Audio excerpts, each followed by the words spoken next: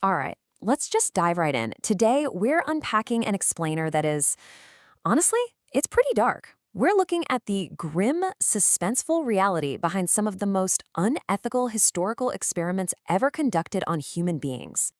Just imagine for a second, what if someone experimented on you, completely without your knowledge? No consent, no warning, absolutely no choice in the matter. You'd probably think, okay, that's something straight out of a sci-fi horror movie, right? But the terrifying reality, this actually happened. It happened to real, everyday people who completely trusted the very institutions that were supposed to keep them safe. And the documentary evidence we have, it stitches together a really terrifying picture. We're going to pull back the curtain on some of the most disturbing and frankly dangerous experiments ever run on human subjects. Governments, scientists, acting in the name of medicine or in the name of war. I promise you, by the end of this, you're going to be questioning just how far humanity is willing to go in the pursuit of knowledge. So, let's open up our first classified dossier. Case File 1, the Tuskegee Syphilis Study. Picture this. It's 1932, right in the heart of Alabama, and the U.S. government launches a medical study on 399 black men. These men had syphilis, which, as you might know, is a highly serious, incredibly painful, and potentially fatal disease. Now, they were told they were getting treated for bad blood, and in exchange, they got free meals, checkups, burial insurance. Naturally, they trusted the doctors. But here is the jaw-dropping truth. They were never treated, not even once. Researchers literally just stood by and deliberately watched the disease destroy these men's bodies in real time, all just to observe the untreated effects. And looking at the timeline here brilliantly illustrates the sheer tragedy of this situation. The study launched in 1932. Well, by the 1940s, penicillin became widely available around the world. It was a highly effective, super simple cure. But what did the researchers do? They completely ignored it. They chose to just let the suffering continue for decades. They only stopped when the whole program was finally exposed in 1972. The toll of that 40-year deception was absolutely staggering. By the time they finally shut it down, 28 men had died directly from the disease, and over 100 more died from related complications. But it didn't stop there. It echoed through generations, infecting wives and resulting in children being born with congenital syphilis. And remember, this was a calculated, deliberate choice made by the United States Public Health Service. Moving on from medical betrayal to, well, shadowy CIA operations. Let's look at Case File 2, Project MKUltra.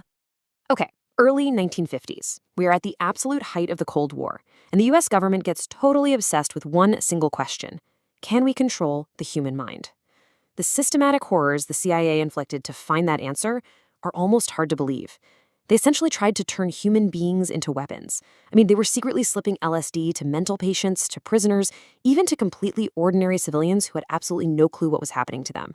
We're talking hypnosis, psychological torture in dark interrogation rooms, and extreme sleep deprivation, all designed to completely break a person down and reprogram their mind.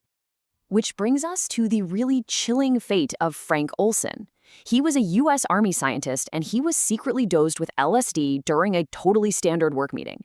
Just 9 days later, he crashed through a closed window, falling from a 10th-floor hotel room in New York City. The government officially slapped a suicide label on it, but his family, they never believed that for a second. It's just a stark, awful reminder of the individual lives that were completely shattered by this program. Now, MKUltra ran in the shadows for over 20 years. When it was finally exposed in 1977, the CIA went into full panic mode. They hastily started shredding and destroying as many files as they could get their hands on. But, and this is crucial, they didn't get all of them. What survived in those remaining dusty boxes of paperwork was more than enough to confirm our absolute worst fears about the lengths they went to. So, let's turn the page to Case File 3, Radioactive Test Subjects. Driven by this massive Cold War fear of nuclear fallout, scientists desperately wanted to know what radiation actually does to the human body, and this created a stark, horrifying contrast.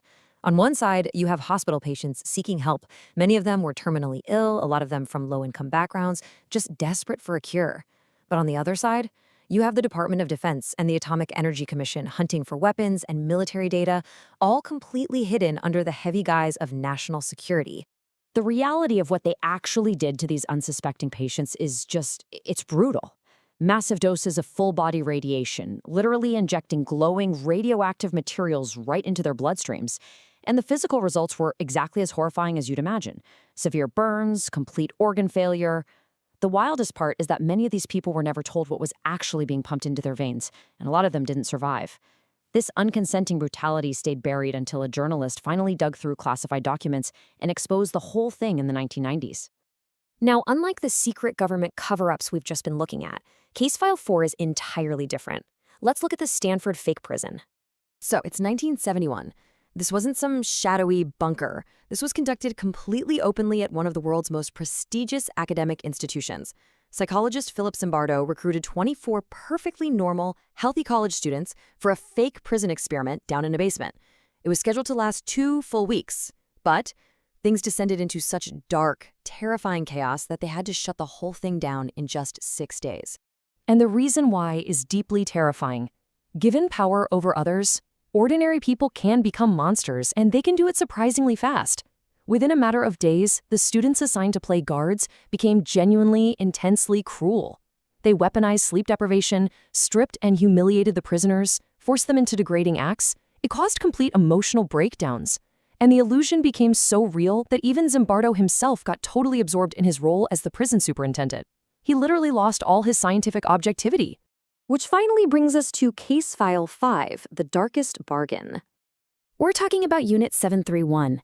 This was a covert biological and chemical warfare research unit run by the Imperial Japanese Army in occupied China during World War II.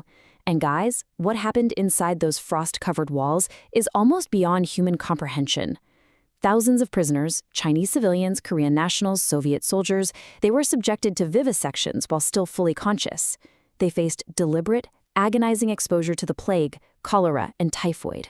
They endured freezing frostbite experiments and literal weapons testing on their living bodies. But perhaps what makes this the darkest bargain, as we're calling it, is how it was ultimately resolved. Think about this. Unspeakable human suffering on one hand versus complete immunity for research data on the other. When the war ended, the United States government actually stepped in and made a secret deal. They allowed the scientists responsible for these unspeakable atrocities to just walk free. They were never tried for war crimes, purely in exchange for handing over their twisted research data. It was modern science built directly on the foundation of unimaginable human agony. Let's move to our final section, the resolution, why the walls were built. You know, every single one of these horrific dossiers we just opened shares a common, intensely dangerous thread. They were all carried out by people who somehow convinced themselves that scientific progress justified the immense cost paid in human lives. And that, right there, is exactly why we now have the concept of informed consent, the rule that individuals must voluntarily agree to participate in research, fully understanding the risks involved. Guidelines like this, or the Nuremberg Code, they aren't just bureaucratic red tape. They are defensive walls, built block by block from the memory of what happened when there were no walls at all. So I want to leave you with a thought, a bit of a provocative one. The greatest danger in history hasn't always been the enemy outside. Sometimes the greatest danger is the very institution you trusted. So the question is, do you still? It's a lingering thought about the true fragility of trust in human nature. If this explainer got you thinking or made you question history just a little bit more deeply, please make sure to share it so these incredible and terrifying stories continue to be known. Thanks so much for joining me, and keep questioning.